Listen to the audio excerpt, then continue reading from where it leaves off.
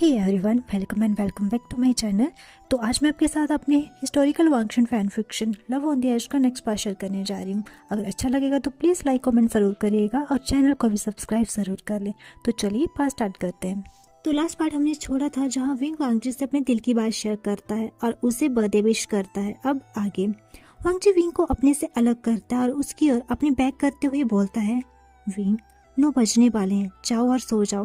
Wing वांगजी को छोड़कर जाना तो नहीं चाहता था, पर वांगजी को आराम की जरूरत है। ये सोचकर विंग वांगजी को बैक हक करता है और विस्पर करते हुए वांगजी के कान में कहता है, ओके लव, अभी मैं जाता हूँ, पर तुम भी अच्छे से आराम करना। मुझे मेरा नंजा पहले जैसा फिट एंड फाइन चाहिए। ऐसा कहते हुए विंग वांगजी के कान को साथ में निबल करता है और थोड़ा टीजिंग टोन में कंटिन्यू करते हुए कहता है, ताकि मेरे लंजा को मुझे बेड पर सेटिस्फाई करने में कोई प्रॉब्लम ना हो। वांगजी, जो कि विंग के एक्शन से पहले ही फ्रोज था, विंग की ये बात सुनकर उसका हार्ट ऑलमोस्ट रुक ही जाता है और उसके मुंह से सिर्फ यही निकल पाता है, शेमलेस। विंग वांगजी की हालत पर जोर जोर से हंसने लगता है और वांगजी का हाथ पकड़कर उसे अपनी ओर खींचता है, जो कि विंग से खुद को छुड़ाकर आगे जा ही रहा होता है। वांगजी विंग के अब फेस टू फेस था और पलक झपकते ही विंग वांगजी को एक पैशनेट किस करता है। ये सब इतना जल्दी हुआ कि वांगजी को कुछ रिएक्ट करने का मौका ही नहीं मिला। विंग उस 5 मिनट के पैशनेट किस के बाद वो वांगजी को गुड नाइट कहता है और उसके माथे पर पैक करके वहां से चला जाता है। वांगजी वहीं खड़ा अभी जो हुआ सोच रहा था और अपने जोर जोर से धड़क रहे दिल को काबू करने की कोशिश करने लगता है। वहीं एक और दूसरे कमरे में कोई अपने रूम की चीजें गुस्से में तोड़ रहा था। वो शख्स कहता है, नहीं नहीं नहीं, वो बाहर नहीं आ सकता। वो बाहर क्यों आया? मुझे उसे बाहर नहीं देखना, उसे बाहर नहीं आने चाहिए था। मुझे उनकी खुशियां बर्दाश्त नहीं। उन्हें खुश रहने का कोई भी हक नहीं है। उससे मेरा प्यार, मेरा सपना, मेरी खुशियां छीन के वो खुद खुश कैसे हो सकते हैं? ऐसा कह के वो शख्स जोर से चिल्लाता है और एक पोट उठाकर जिनमिन, जो कि उसी रूम में थी, उसकी ओर फेंकता है, जो कि उसके सर पर लगता है। जिनमिन डर के मारे कांप रही होती है, जिससे वो पर्सन कहता है, और तुम एक नंबर की यूजलेस हो, यहाँ से चली जाओ। मुझे तुम्हारा भी चेहरा भी बर्दाश्त नहीं हो रहा। निकल जाओ यहाँ से, इससे पहले कि मैं तुम्हें जान से मार दूं। जिनमिन डरते हुए वहां से बाहर जाती है और जल्दी जल्दी से वहां से जाने लगती है, लेकिन रास्ते में वो विंग से टकरा जाती है।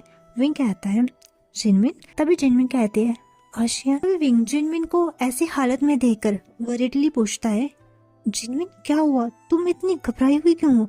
और तुम्हारे माथे में चोट?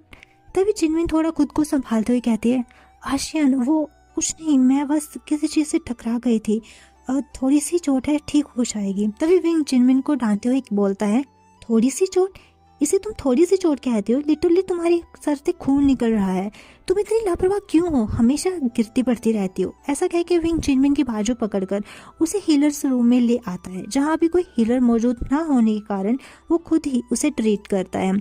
अपने लिए विंग को ऐसे वरीड और खुद की केयर करते देख जिनमिन की आंखों से आंसू निकल आता है, जिसे विंग नोटिस करते ही कहता है, क्या हुआ? ज्यादा दर्द हो रहा है? चिंता मत करो, थोड़ी देर में ठीक हो जाएगा। ऐसा कह के वो फूंक मार मार कर जिनमिन के सर की चोट पर दवाई लगाता है। विंग को अपने इतना पास देखकर जिनमिन का दिल जोर जोर से धड़कने लगता है। विंग की आंखें, उसकी नोज, उसके लिप्स, जो उसकी चोट पर फूंक मारने के लिए क्यूटली राउंड शेप में है, और विंग के लिप्स के नीचे का ये मोल। जिनमिन अपना हाथ विंग के मोल को टच करने के लिए उठाती ही है, तभी विंग की आवाज उसे होश में ले आती है, जो अपनी प्यारी से स्माइल करता हुआ कहता है, हो गया, अब आगे से अपना ध्यान रखना। जिनमिन ब्लश करते हुए हमें नोट करती है और उसी ब्लशी चेहरे को लिए वो अपने बेड पर करवटें बदलकर विंग के बारे में ही सोच रही होती है। आशियान कितना केयरिंग है और कितना हैंडसम भी, और एक तरफ वो इंसान है जिसके लिए जिनमिन इतनी मेहनत करती है और बदले में उसे उसकी सिर्फ डांट और उसका गुस्सा मिलता है, और दूसरी तरफ आशियान है जो हमेशा उसकी परवाह करता है, उससे प्यार से बात करता है। मुझे भी ऐसा चाहिए मेरी लाइफ में, कोई जो मुझसे प्यार करे। जिनमिन आंखें बंद कर लेती है और विंग का चेहरा उसकी आंखों के सामने फ्लैश हो जाता है और वो खुद को विंग के साथ इमेजिन करने लगती है और ब्रश करते हुए वो सो जाती है। दूसरे चिंगशी में वांगजी भी विंग के बारे में ही सोच रहा था, लेकिन उसके फेस पे खुशी या ब्लश नहीं, बल्कि एक चिंता थी और पेन भी शायद। वांगजी सोचता है, विंग, मैं भी तुमसे बहुत प्यार करता हूँ। माना कि पहले इस डर से कि मैं हर्ट होगी, ये जानकर कि मैंने अपनी लाइफ में उन्हें इंपॉर्टेंस दी जिनकी वजह से माँ को दुख मिला। मैंने तुमसे दूर रहने की बहुत कोशिश की, इन फीलिंग्स को रोकने की बहुत कोशिश की, पर मैं ऐसा नहीं कर पाया। पर आज सच्चाई मैं जानता हूँ और मुझे गिल्ट है कि मैंने तुम्हें फादर और ऐसा कह के वांगजी रुक जाता है। क्या वांगजी विंग की मोम को मदर कहने वाला था? क्या उसे ये हक है? उसने उनके बारे में कितना गलत सोचा, कितना गलत कहा। और ये सोचकर वांगजी गहरी सांस लेता और कहता है, मैं उनके साथ इतना गलत कर चुका हूँ। अब विंग से प्यार करके मैं उन्हें और दुख नहीं पहुँचाना चाहता, क्योंकि बेशक अब मैं सच जानता हूँ, पर यह सच्चाई मेरे और विंग के रिश्ते का सच तो नहीं बदलेगी। इनफैक्ट अब अगर हमारे बीच जो चीज़ है उसे मैंने कंटिन्यू रखा तो मैडम एहान के साथ और गलत करूँगा। मुझे विंग से बात करनी होगी, उसे समझाना होगा।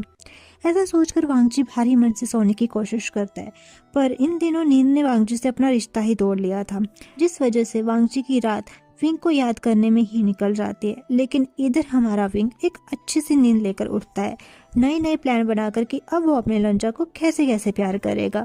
विंग के इस अच्छे मूड को देखकर जियांग चेंग, जो कि क्लास में जाते हुए उसे मिल गया था, कहता है, ऐसा कौन सा खजाना मिल गया है तुम्हें जो इतने खुश हो? तभी विंग खुशी से जियांग चेंग की गर्दन के राउंड अपने आर्म को लपेट कर कहता है, जंगशा मेरे भाई, तुम खजाने की बात कर रहे हो, पर मुझे तो उससे भी बढ़कर कुछ मिला है, जो कि खजाने से कई गुना ज्यादा बहुमूल्य है। इस पर जियांग चेंग कहता है, अच्छा ऐसा क्या मिल गया है तुम्हें, जरा मुझे भी बताओ। इस पर विंग अपने आर्म्स को अपने चेस्ट के राउंड फोल्ड करके कहता है, क्यों, तुम्हें क्यों जाना है? तुम्हें दूसरों के पास क्या है उसे छोड़कर जो तुम्हारे पास नहीं है उसे कैसे पाना है, उस पर ध्यान देना चाहिए। तभी जियांग चेंग अपनी आईज रोल्स करते हुए कहता है, तुम्हारी जानकारी के लिए मैं बता दूं कि मेरे पास सब है, मुझे और किसी चीज की जरूरत नहीं। तभी विंग एक मिस्टीरियस से स्माइल देते हुए कहता है, अच्छा तो तुम्हें प्यार की भी जरूरत नहीं है। इस पर जियांग चेंग का फेस रेड हो जाता है एम्बेरसमेंट से और कहता है, क्या क्या मतलब है तुम्हारा? तभी विंग कहता है, ओ कम ऑन जंगशा, मैं जानता हूँ कि तुम पेंशिंग को पसंद करते हो और तुम जानते हो कि आज यहाँ सब स्टूडेंट्स का लास्ट डे है, तो अच्छा रहेगा कि तुम अपने दिल की बात उससे कह दो, वरना देख लो बेंचिंग बहुत खूबसूरत है, हमारी क्लास में काफ़ी लड़के हैं जो उसे अपना बनाना चाहते हैं। बेंचिंग को किसी और के साथ सोचते ही जियांग चेंग को गुस्सा आ जाता है और वो कहता है, वे वुशन। तभी विंग जल्दी से जियांग चेंग का मुंह अपने हाथ से बंद करते कहते हैं, यू इडियट ग्रम्पी जंगशा, तुम मेरा ये नाम लेकर क्यों बुला रहे हो? ऐसा कह के विंग इधर उधर देखकर कहता है, अगर कोई सुन लेता तो? तभी जियांग चेंग अपनी गलती रियलाइज करते ही विंग का हाथ अपने फेस से हटाते हुए कहता है, ओह माफ करना, पर इसमें गलती तुम्हारी है, तुम जानते हो ना कि मैं तुम्हें गुस्से में ऐसे ही बुलाता हूँ, तो तुम मुझे गुस्सा दिलाते ही क्यों हो? इस पर विंग कहता है, तुम मुझे ऐसे ही हमेशा बुलाते हो क्योंकि तुम 24 घंटे में ही गुस्से में रहते हो, इसलिए तुम्हें गुस्सा दिलाने की जरूरत नहीं पड़ती ग्रम्पी जंगशा। तभी जियांग चेंग कहता है, तुम?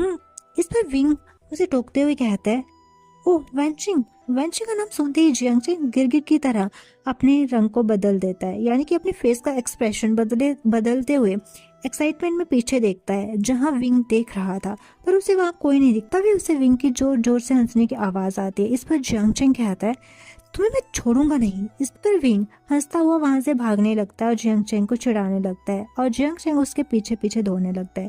विंग को ऐसे हंसते मुस्कुराता देख क्लास की ओर आ रहे वांगजी के फेस पर भी एक छोटी सी अननोटिसेबल स्माइल आ जाती है, और स्माइल तो किसी और के पर्सन के फेस पर भी आती है विंग की ऐसी हरकत पर। विंग को ऐसे मस्ती करता देख, जो कि जिनमिन थी। बाकी आज यहाँ पर लास्ट डे था तो क्लास में सब इसी के बारे में बात करते हैं। बाकी बाद में वो लोग लैंटर्न फेस्टिवल मनाते हैं, जहाँ जिनमिन चाहती थी कि विंग के साथ वो मनाए, पर विंग उसे पोलाइटली मना कर देता है और वांगजी के साथ वो अपना लैंटर्न चलाता है, जहाँ उसने वांगजी के लिए रैबिट वाला लैंटर्न बनाया था। विंग कहता है, लंजा, मैंने सुना है कि इस पर लिखकर जो भी हम विश करते हैं ये सीधा लव गॉडेस तक जाती है और वो हमारी विश को फुलफिल भी करती है। तो मैं लव गॉडेस से मांगूंगा कि मैं तुम्हें, कि हम दोनों अब कभी भी अलग ना हो, हम जिंदगी भर साथ ऐसे ही रहें और हमारा प्यार डे बाय डे बढ़ता रहे। वांगजी विंग को देखते अपने मन में कहता है, विंग, पर ये इम्पॉसिबल है। वो दोनों अपनी अपनी विश मांगते हैं, जिसमें वांगजी विंग हमेशा खुश रहे ये मांगता है। दोनों खुशी से ये पल एंजॉय कर रहे थे, पर जिनमिन उन दोनों को देखकर बहुत जेलस फील कर रही थी। फेस्टिवल के बाद सब लोग अपने अपने क्लैन लौट आते हैं और विंग की हिम्मत देने पर जियांग चेंग ने जाने से पहले वेंचिंग को प्रपोज कर दिया था, जिसे वेंचिंग ने भी एक्सेप्ट कर लिया था। विंग अब अपनी ट्रेनिंग के लिए अपने अंकल के पास चला जाता है और वो उस दिन शाम को लौट नहीं पाता। वांगजी ने लैन शीचान से कहकर रिक्वेस्ट की कि वो मैडम एहान और फादर को यहाँ हमारे साथ मेन क्लाउड रिसेस में रहने के लिए कहें, जिससे लैन शीचान बहुत खुश होता है और कल की मॉर्निंग मीटिंग में वो अनाउंस करेगा ये कहता है। वहीं दूसरी ओर जिनमिन आज जो हुआ वो सोच रही थी। उसने विंग की विश सुन ली थी। वो गुस्से में कहती है, नहीं, वो मेरा है, उसका प्यार उसका केयर मेरे लिए है, सिर्फ मेरे लिए। लेकिन तभी उसे एक आवाज आती है जो कि उसकी माँ की थी, जो कहती है, तुम किसकी बात कर रही हो? तभी जिनमिन डर जाती है और कहती है, माँ, वो मैं। बताओ। अपनी माँ की स्ट्रिक्ट वॉइस सुनकर वो बताती है कि वो विंग से प्यार करती है। इस पर उसकी माँ उसे जोर से थप्पड़ मारकर कहती है, दिमाग घास चढ़ने गया है, जो ऐसी बात तुमने सोची भी अपनी औकात भूल गई हो। वो हमें लैन क्लैन में रहने दे रही है, इतना ही काफी है, और तुम मैडम लैन बनने के ख्वाब देख रही हो। आइंदा से तुम्हारे दिमाग में ये बात आनी भी नहीं चाहिए, समझे तुम? इस पर जिनमिन कहती है, पर माँ। लेकिन वो उसे बीच में ही टोकते हुए कहती हैं, बस अब इस पर और कोई बात नहीं होगी, और वो वहां से चली जाती हैं। अब हमें नेक्स्ट डे का सीन दिखाया जाता है, जहाँ मीटिंग में लैन शीचान सबके सामने अनाउंस करते हैं कि वांगजी ने मदर एहान और ब्रदर अर्शियन को फैमिली का पार्ट मान लिया है और एज अ लैंड मेंबर हम चाहते हैं कि अब वो यहाँ हमारे साथ रहें। फादर के प्रीवियस रूम में मदर एहान फादर के साथ रह सकती हैं और अर्शियन के लिए यहीं पर एक रूम तैयार किया जाएगा। इस पर चिंगेजन और लेडी एहान बहुत खुश होते हैं, इसलिए नहीं कि उन्हें लैंड का लैंड मेंबर माना जाएगा, बल्कि इसलिए क्योंकि उनकी फैमिली ने उन्हें एक्सेप्ट कर लिया, उनके बेटे ने उन्हें एक्सेप्ट कर लिया। तभी वांगजी उन दोनों के पास जाकर घुटनों के बल बैठकर उनसे माफी मांगता है, जिस पर लेडी एहान उसे खड़ा करते हुए बड़े प्यार से वांगजी के सर पर हाथ फहराते हुए कहती है कि उसकी कोई गलती नहीं है और ना ही उन लोगों को वांगजी से कोई शिकायत या गुस्सा है। इनफैक्ट लैनी तो बहुत खुश नसीब थी कि उसे वांगजी जैसा बेटा मिला और उसे भी खुशी है कि वांगजी ने उसे अपनी जिंदगी का हिस्सा बनने का मौका दिया। वांगजी को लेडी एहान का टच बहुत अच्छा लगता है, मानो उसकी माँ उसका सर प्यार से सहला रही हूँ। तभी उसके मुंह से निकल जाता है, थैंक यू मदर। लेकिन अगले ही पल उसे रियलाइज होता है कि उसने लेडी एहान को क्या बुलाया, तो वांगजी हड़बड़ी में कहता है, आई एम सॉरी। लेकिन लेडी एहान उसे हक करते हुए कहती है, नहीं, सॉरी मत कहो, अगर तुम्हारा दिल चाहे तो तुम मुझे मदर कह सकते हो। इस टाइम लेडी एहान बहुत इमोशनल थी। वांगजी भी उनके इमोशन समझ पा रहा था और वो हम कह के रिप्लाई करता है। वो वांगजी से अलग होती हैं। सब बहुत खुश थे मीटिंग में। तभी हॉल के बीच आंट लिन आकर सबको वो करती है और कहती है, मैं बहुत खुश हूँ कि वांगजी को फाइनली एक फैमिली मिल गई। आप सब तो जानते हैं कि मैं और लैनी बचपन से एक दूसरे से कितने क्लोज थे और मैंने हमेशा लैनी के साथ रहने और उसका और उसके बच्चों का ध्यान रखने का वादा किया। पर उसके जाने के बाद वांगजी कितना बिखर गया था मैंने देखा है, पर आज वांगजी को फिर से एक माँ मिल गई है। मुझे ये देखकर अच्छा लगा, पर अब शायद मेरा यहाँ से जाने का समय आ गया है। तभी लैंचरन कहते हैं, ये तुम क्या कह रही हो लिन? हम सबके लिए तुम लैनी जैसे ही इम्पोर्टेंट हो। तो क्या हुआ, वांगजी को माँ मिल गई, तुम अभी भी लैन क्लैन का हिस्सा हो। तभी क्लैन सीनियर भी कहते हैं, शिरेन बिल्कुल सही कह रहा है, तुम क्यों जा रही हो? लैनी के पेरेंट्स की तरह तुम्हारे पेरेंट्स ने भी लैन क्लैन के लिए अपनी जान दी थी। हमने बचपन से तुम दोनों में कोई फर्क नहीं किया।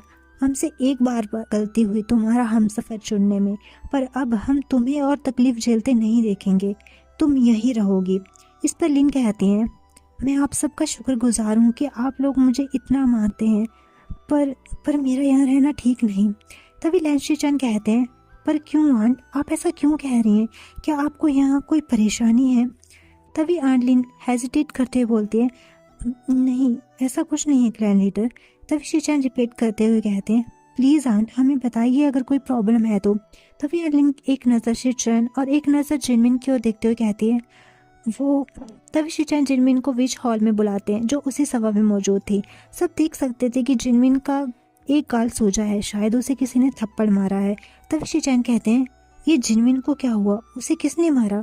जिनमिन अपना सर नीचे किए हुए खड़ी थी, जिसकी आंखों में आंसू था। तभी आंटलिन कहती है, मैंने। इस पर शीचान कहते हैं, पर क्यों? तो आंटलिन कहती है, ये अपनी औकात से बड़े सपने देखने लग गई थी, इसलिए।